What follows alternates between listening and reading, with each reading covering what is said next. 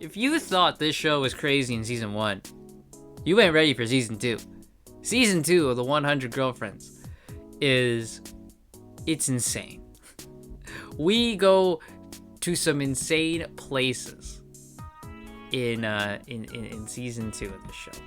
Season 2, we really just straight up just went like, yeah, there's some crazy stuff in season 1, man, but season 2, they just went like, all right, man, let's go. Now, of course, we are adapting the manga, and the manga does do insane stuff, but oh my god, man. Okay, so season 2, we get a bunch more girlfriends for Rentaro. Let's see if I can.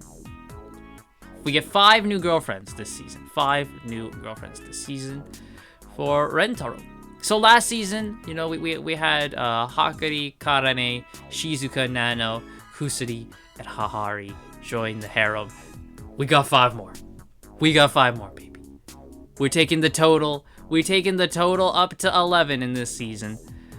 So the first girlfriend to join is actually Kurumi. Kurumi is a middle schooler. So she's like, what is she like? Rentaro's 1, he's just joining high school, right? So she's only like a year younger than him, so it's not that bad. I saw some people going crazy, but it's like, it's not that bad. It's really not that bad. So she is a middle schooler, and she has a super high metabolism. She is a foodie. She's a foodie. She loves food. Things remind her of food. She's hungry. So that's her shtick. She's also a bit tsundere-y, and she kind of joins Karane there, and those two kind of become like 2 peas in a pod there. It doesn't take away from Karane and Hakari. They still keep those 2 together. But Kurumi kind of is another one there for Karane. And Kurumi and Karane this season very much act as the audience avatar, the voice of reason of a lot of the shenanigans that go on.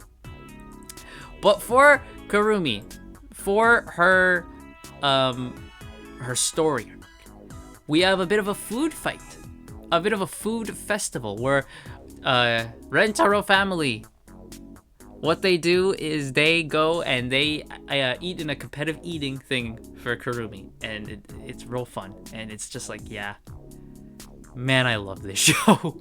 I love this show. So that is the journey for Kurumi, right? Like that's her little journey. The next girlfriend was actually kept a surprise. She was not advertised at anything because they wanted it to be a surprise.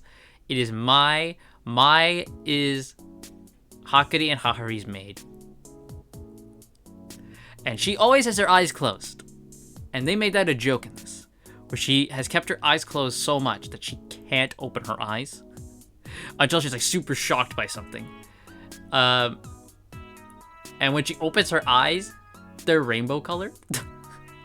And then when she finally opens her eyes, she sees Rentaro and the sparks fly. So then Mai and Rentaro go on a little date. That one is Rentaro pretty much just trying to break Mai out of her whole like compulsion. Like, she's been a maid for so long that she lives to serve, right? Like, she has to order me, do something, right? And Rentaro's just kind of like, okay. He tries to break her out of that and be like, how about you just do something for you, right? Like, that's not how she is, man. So Rentaro's trying to break her out of that, tries to get her to make her own decisions, but that does not work. But eventually they come to an agreement, and I believe what Rentaro says, his order is to stay with me and be my girlfriend. She's like, yeah, I can do that. So it's Mai. I don't mind Mai. Mai she's a good one. She gets a lot of funny moments later on, especially with her devotion to Hahari. That does get some fun stuff. The next one is Iku, which I was waiting for this. Iku, a bit of a tomboy. She's on the school's baseball team. And I was like, okay, we're getting a tomboy now. Okay, she's more than a tomboy. Buddy, she's a masochist. Iku loves pain. She loves pain. Oh my god. The fun we have with Iku is amazing. She constantly over practices so she can feel tired and pain and sore on her body, and that gets her off.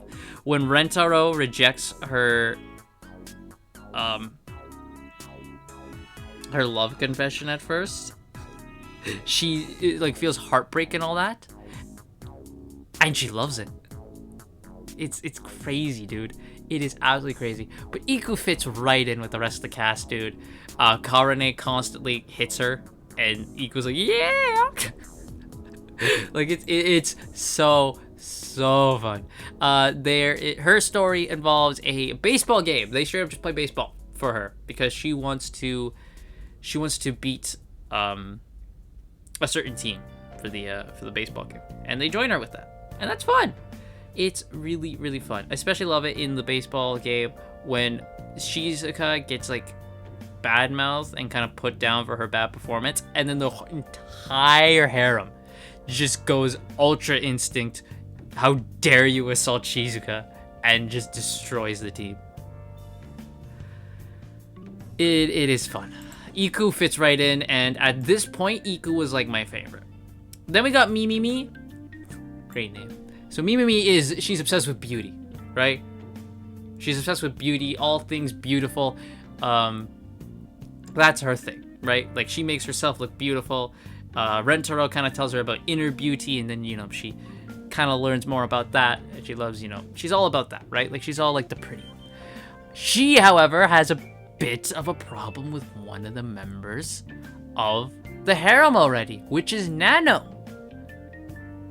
That's an interesting one. Like, already two members of the harem already knew each other, but there's some conflict there. It's more on Mimimi side than Nano, because, Nano was kind of just like, whatever.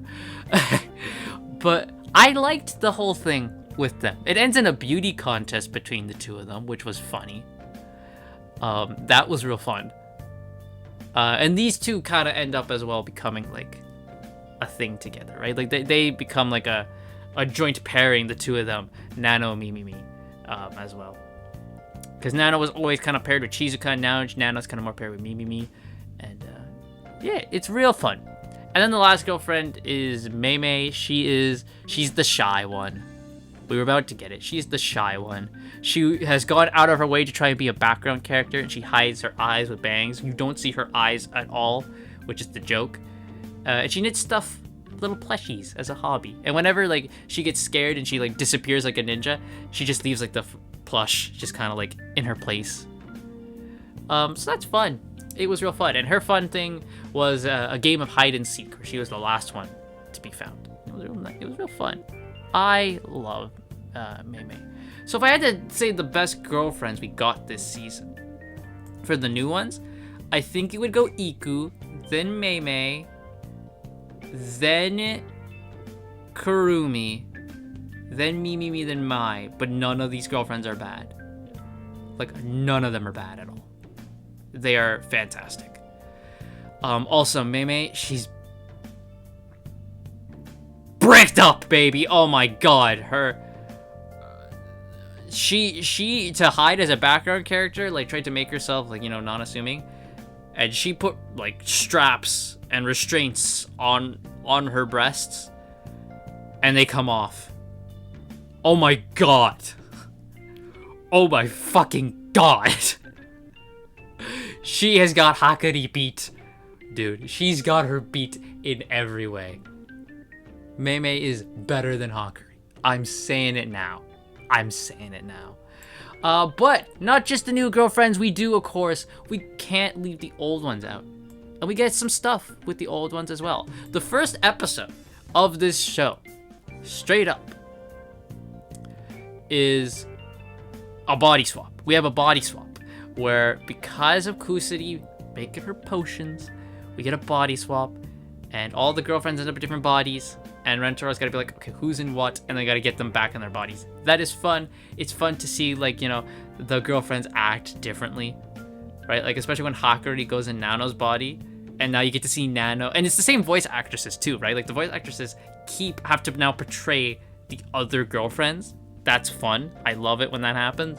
So seeing Nano act like Hakari, all, like, horny and stuff, and then seeing Karane be like Shizuka, and, like, she's all, like, like, acting all precious and stuff. Like, it's so fun. That is a lot of fun. Let's see. There was the baby one where Kusuri, again, because we're potions, turns all the girl into babies, except for Hakuri and Rentaro. And they all just, it's so cute seeing them all as babies. But of course, Hakuri, her mind's in the gutter, and she just imagines, like, oh, look, it's like we had children. We must have had sex so many times. Yeah, okay, great. Then we had the one where there was the, all the girls dressed up as maids, because I guess Rentaro had a kink for that one that day, and they had a water gun party. That's fun. That is fun. Let's see. There was the karaoke one, where Shizuka sings karaoke, but her cuteness just, like, blinds everyone, and they're like, they can't handle her cuteness. It's real fun. I like that one. That's fun. There's the one where Hahari, drinks a hair manipulation drug, and her entire hair, like, just starts, like, molesting everyone. And she envelops the whole world. It's, oh my god, it's crazy, dude. Then there was the big one at the very end,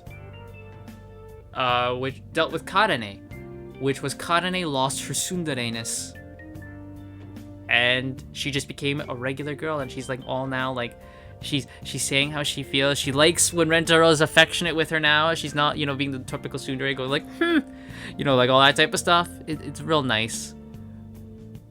And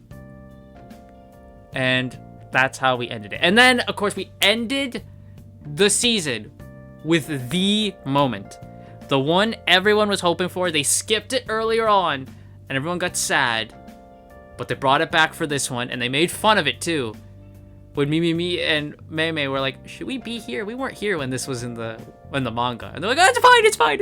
It's the anime director's fault. And Rentaro does his speech about everything he loves about the girlfriends. And it's fantastic. Reading it took me like 5 minutes in like the manga. Seeing it was great. So the voice actor did say everything. He said everything, and then of course they added stuff for Mimimi and Mei. In the version I saw, it's sped up, right? Like he's saying it, but then it just kind of speeds up as he gets further and further into it, and the text is like behind him. And people were complaining about that. You do have to realize this airs in Japan on TV, so they do have to meet a strict, like, you gotta end at this time, right, type of thing. They said in the Blu-ray they will be releasing the full uncut version. The full uncut version will be in the Blu-ray, not sped up. I need that now. Can someone time travel and get me that? I need that. I really need that. But that is the 100 girlfriends who really, really, really like you. We have 89 girlfriends to go. I can't wait for season 3, man. I can't wait. I've been reading the manga as well for this because this show just made me love it, and I just started reading the manga, and I can't wait for the rest of this goddamn harem to just be felt, to just be fulfilled. It's awesome. At the moment in the manga, we're at 32. We're at 32. Going by the pace they went, which was just 5 more girlfriends, I'm going to assume we're probably going to do something around there for the next one. It depends how far we go, like how quick the manga chapters go, right? Because there was some manga chapters here that they did actually miss. They did cut some chapters out. It wasn't anything important, and I think the ones they kind of cut, I was kind of like, I'm kind of fine with you cutting. Like, there was one with Hahari where I was like really happy they cut that. And speaking of Hahari, we gotta talk about it. She really becomes like, because this season also very much was like showing Hahari as a character as well, because she didn't get a lot in the first season, right? Because she was there at the very end to become part of the harem. This season we did get more for her, and it's just like, there's times where it's really funny, where she acts like, the MILF, and she's just as hoary as Hakari. like, it's funny, but then stuff where it's like she just acts like a mom to all the girlfriends, and she just like wants to see their panties and all that stuff, and it's like, ah, man, like, it just, there's times where she's just like really good peak, and then there's times where I'm like, oh, you're the worst. She like ebbs and flows from being like one of the best to instantly the next episode, she's down at the bottom. That's where Hahari goes for me, and I know it just gets worse. I know it gets worse as we go along, but that's where I'm at with her.